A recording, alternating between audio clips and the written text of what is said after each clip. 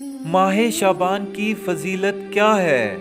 رسول اللہ صلی اللہ علیہ وآلہ وسلم نے ارشاد فرمایا کہ یہ شعبان میرا مہینہ ہے۔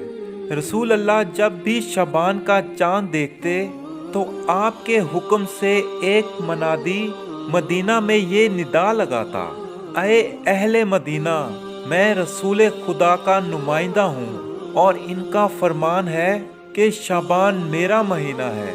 خدا کی رحمت ہو اس پر جو اس مہینے میں میری مدد کرے، یعنی روزہ رکھے۔ اپنے نبی کی محبت اور خدا سے نزدیک ہونے کے لیے اس مہینے میں روزے رکھو۔